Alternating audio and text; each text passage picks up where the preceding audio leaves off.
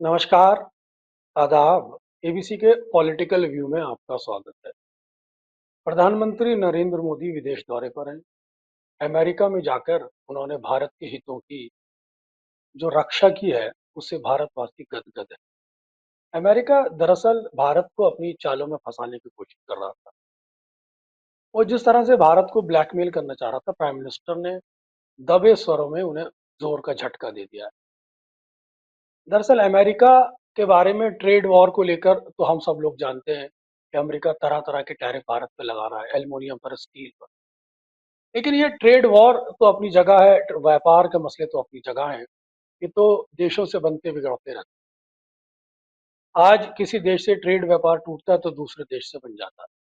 लेकिन अमेरिका जिस कूटनीति से भारत पर हमला करना चाह रहा था, अमेरिका जिस राजनीति का प्रयोग भारत पर करना चाह रहा था, अमेरिका जिस अपनी चालाकी से भारत को चीन के मुद्दे पर फंसाने की कोशिश कर रहा था, उसे भारत के प्रधानमंत्री नरेंद्र मोदी ने बहुत ही सुंदरता से समझा और अमेरिका को दो टूक शब्दों में कह दिया कि चीन हमारा पड़ोसी देश है। हम द्विपक्षीय वार्ता में विश्वास करते हैं। इस मामले में किसी भी तरह तीसरे पक्ष की कोई गुंजाइश नहीं। दरअसल ये वही ट्रैप है जिसका अमेरिका समय समय पर भारत पर इस्तेमाल करता रहा है। इससे पहले भी कश्मीर के मुद्दे पर वो भारत और पाकिस्तान के बीच में इस तरह की कूटनीति और रणनीति का इस्तेमाल करता रहा है, जिस पर शिमला समझौते के तहत भारत का हमेशा से यही रुख रहा है कि पाकिस्तान और भारत के बीच में जो रिश्ते हैं, वो द्विपक्षीय रिश्ते हैं, हमारे पड़ोसी देशों के रिश्ते हैं। किसी तीसरे देश के हस्तक्षेप की जरूरत नहीं। दरअसल इसको बारीकी से समझने की जरूरत है। सरल भाषा में कहिए कि जब दो बिल्लियों की लड़ाई होती है तो बंदर रोटी चुरा कर ले जाता है। ये वही मसला है कि हमारे पड़ोसी देशों से अक्सर हमारे रिश्ते सुधरते भी हैं, हमारे रिश्तों में तनाव भी रहता है, लेकिन हम पड़ोसी देश हैं। अटल बिहारी वाजपेयी ने एक समय में कहा था कि हम अपने दोस्त बदल सकते हैं, लेकिन अपना पड़ोसी नहीं बदल सकते। इसी फिलॉसफी को, इसी विचारधारा को, इसी दर्शन को भारत अपनी एक कूटनीति बना चुका है। भारत अपनी विदेशी नीति का हिस्सा बना चुका है। उसे पता है कि रहना हमें अपने पड़ोसी देशों के साथ है। चाइना एक हमारा पड़ोसी देश है। हमारे चाइना से बनते रिश्ते, बिगड़ते रिश्ते, ये समय के उतार चढ़ाव के साथ तय होते रहते हैं। लेकिन अमेरिका इसमें मध्यस्थता की कोशिश कर रहा था।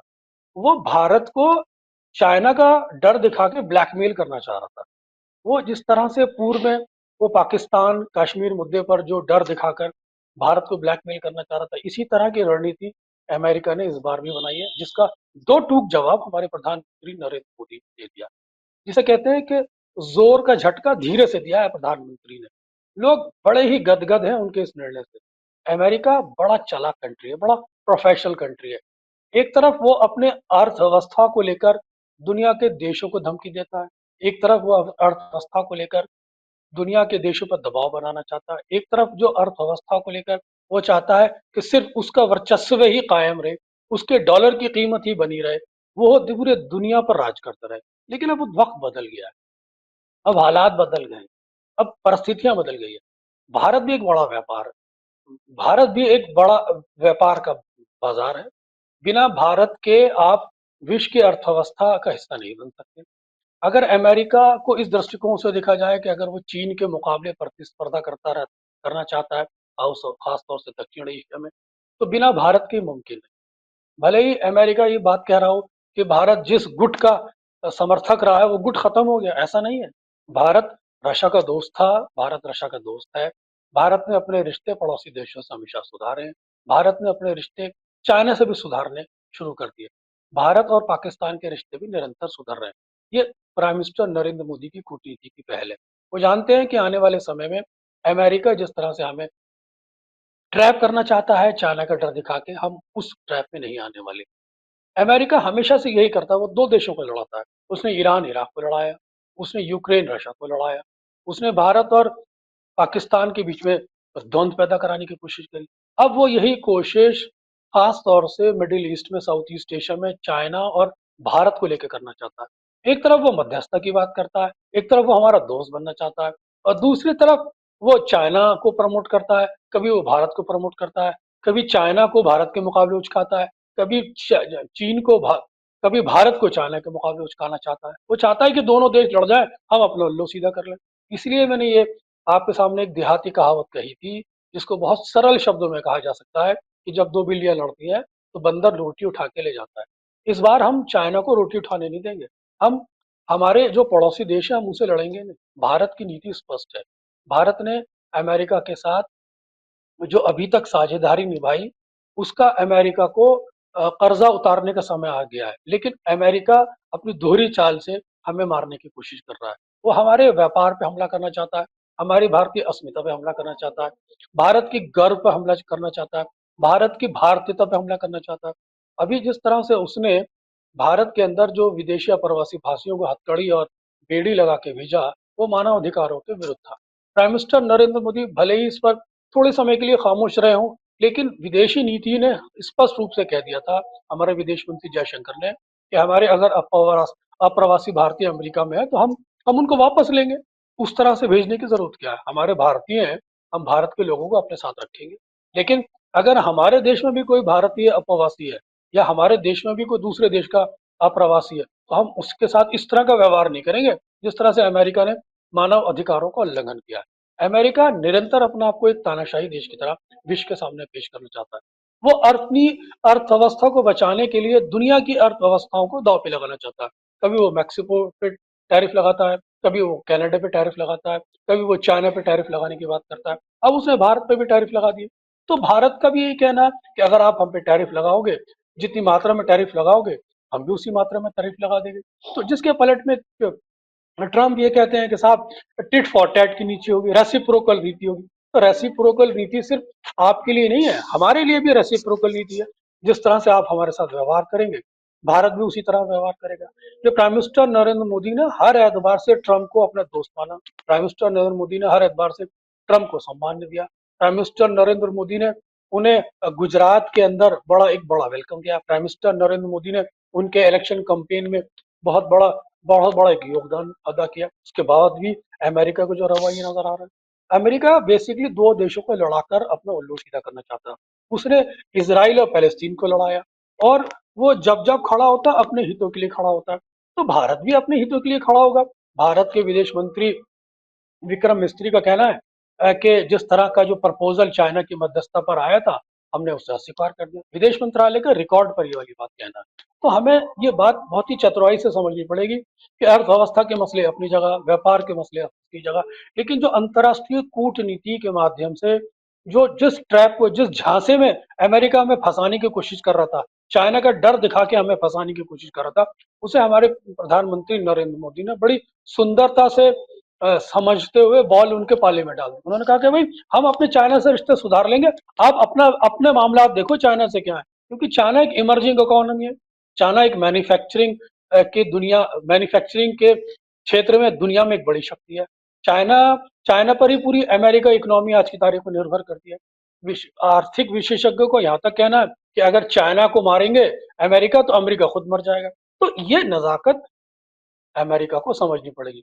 हमारे हमें चाइना का डर दिखा के, हम भारत पर चाइना का प्रेशर बना के अपना उल्लू सीधा करने की जो कोशिश ट्रम्प कर रहे थे, उसे भारत की विदेश नीति ने पूरी तरह नकार दिया है। लेकिन जहां तक बायलैटरल इश्यूज का सवाल है, जहां तक व्यापार का सवाल है, देखिए व्यापारिक रिश्ते तो एक दूसरे के बनते बिगड़ते रहते हैं।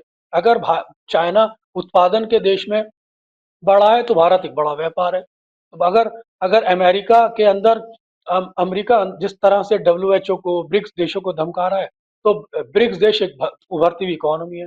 जिस तरह से कनाडा को, मैक्सिको को, मिडिल ईस्ट को वो दबाव बनाने की कोशिश कर रहा है, और जो ग्लोबल ऑर्डर इकोनॉमी का जिससे वो छेड़छाड़ करने की कोशिश कर रहा है, तो अमेरिका को ये चाइना या अमेरिका को ये भूलने की जरूरत नहीं है कि सब लोग एक दूसरे से अर्थव्यवस्था के स्तर पे जुड़े हुए हैं। दुनिया की जो इकोनॉमी है, आज ग्लोबल इकोनॉमी है, उसमें सभी की साझेदारी है। किसी के पास कंजम्पशन ज्यादा है, किसी पर मैन्युफैक्चरिंग ज्यादा है, किसी के पास अर्थ ज्यादा है, किसी के पास डिफेंस की शक्ति ज्यादा है, किसी के पास ह्यूमन रिसोर्सेज ज्यादा है, किसी के पास लेबर ज्यादा है, किसी पर मानव अधिकारों किसी पर किसी के रुपए की कीमत बहुत ज्यादा है, तो किसी के रुपए की कीमत अगर कम है तो उसके यहाँ लेबर चीप है। तो ये एक दूसरे से चीजें जुड़ी हुई है। आज दुनिया एक दूसरे की एक ग्लोबल हब का हिस्सा है। अगर दुनिया की कोई भी इकोनॉमी डिस्टर्ब होती है तो उसका प्रभाव दूसरे देशों पर आता है। अगर चाइना कहता है, अमेरिका कहता है आने वाले समय में कि अब हम ज्यादा ड्रिल करेंगे तेल की, अब दुनिया हमसे हम तेल खरीदे, तो मजबूरी में कोई किसी से तेल खरीदेगा नहीं। तेल जो आदमी खरीदेगा अपने अपनी सुविधाओं के अनुरूप खरीदेगा। भारत रशिया से तेल खरीदता आ रहा है, भारत मिडिल ईस्ट से, खासतौर से ईरान से तेल खरीदता रहा है। ओपेक देश से कितना भी ड्रिल कर ले, कितना भी तेल निकाल ले, जिसके तेल की कीमत कम होगी वहां से खरीदा जाएगा। लेकिन पूर्व में आपने देखा होगा कि अमेरिका ने हमें दबाव बनाने की कोशिश करी थी कि आप रशिया से तेल ना लें। तो अमेरिका एक तरफ हमसे साझेदारी भी चाहता है, अमेरिका एक तरफ हमसे और चाइना के मुकाबले हमारा दोस्त बनना चाहता है, और फिर बाद के अंदर उसी चाइना का डर दिखा के हमें ब्लैकमेल भी करना चाहता है। तो ये दोहरी नीति जो अमेरिका की है, ये नहीं चलेगी, ये किसी तरह भी भारत को स्वीकार नहीं है। प्राइम मिनिस्टर ने इसे दो टूक शब्दों में नकार दिया है। आशा करते हैं कि आने वाले समय में भारत की जो विदेश नीति का जो उनका जो एक परचम है पूरी दुनिया में लहरा रहा है, उसी तरह लहराता रहेगा।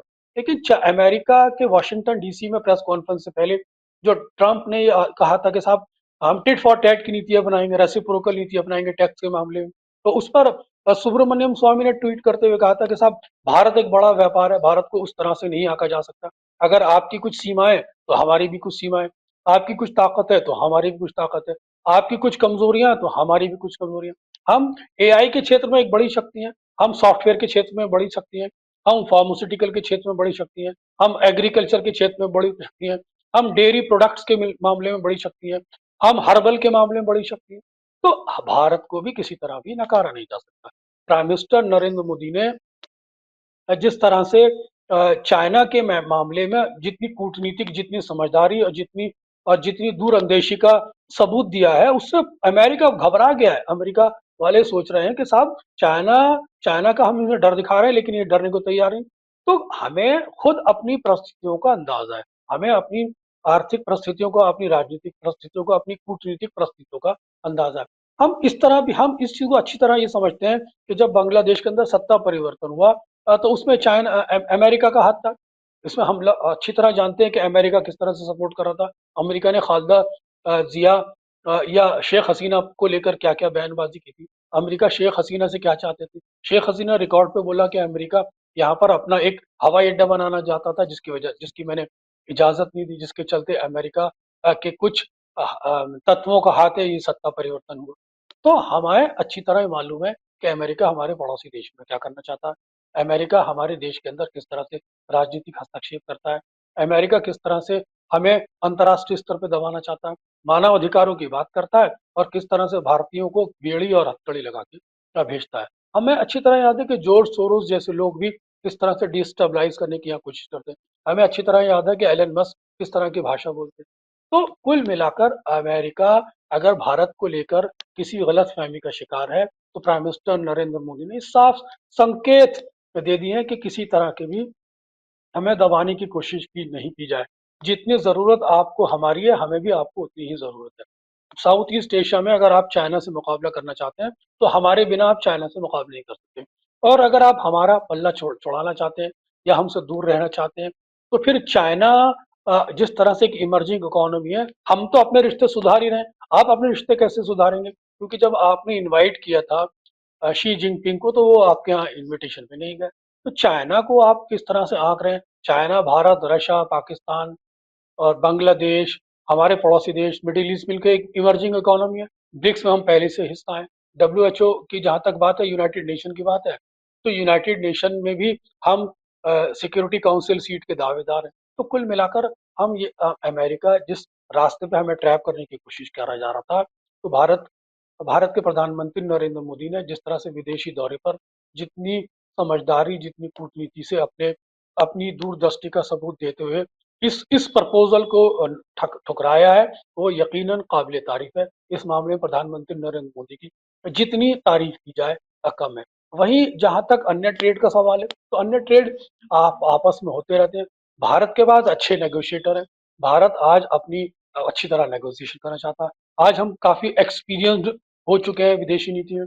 हमारे पास विदेशी नीति के एक्सपर्ट हैं। हम अपनी टर्म्स एंड कंडीशन पे अपने अपने मामलात को हैंडल करना चाहते हैं। हम भी टफ नेगोशिएटर है। प्राइम मिनिस्टर नरेंद्र मोदी ने कहा था कि ट्रंप मुझे एक टफ नेगोशिएटर कहते हैं। मोदी जी भी उन्होंने कहा था कि ट्रंप भी एक I mean hard core deal करना जानते हैं।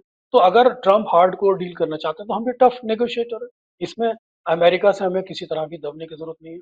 जहां तक रिश्तों का सवाल है, रिश्तों के लिए हम दूसरी विंडो खोल सकते हैं। साउथ ईस्ट एशिया में हम निरंतर अपने रिश्ते बढ़ा रहे हैं। हम मिडिल ईस्ट से अपने अच्छे रिश्ते बढ़ा रहे हैं। हम गल्फ कंट्री से अपने अच्छे रिश्ते बढ़ा रहे हैं।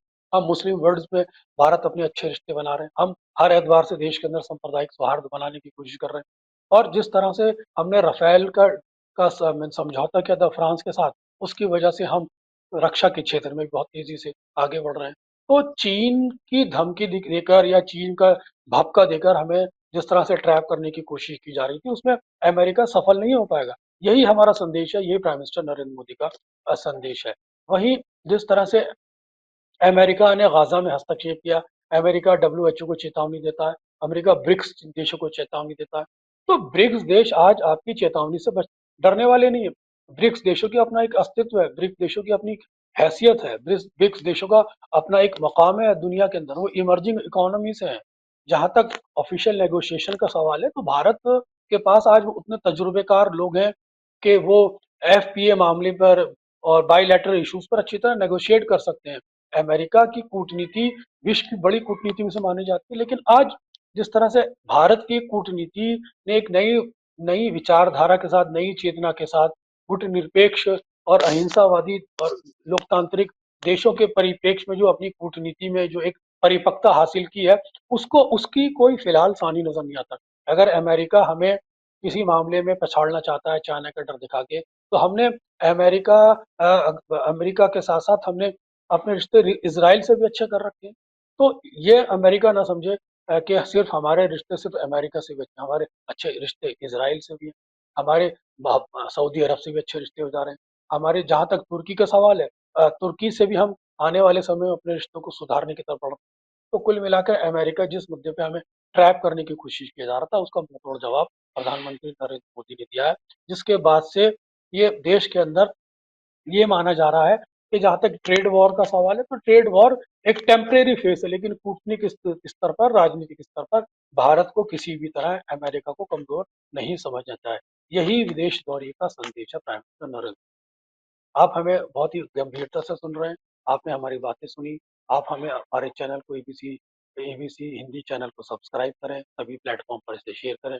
साथ ही साथ आपसे मेरा निवेदन है कि आप अपने विचार हमें कमेंट बॉक्स में निरंतर प्रदान कराते रहें। धन्यवाद।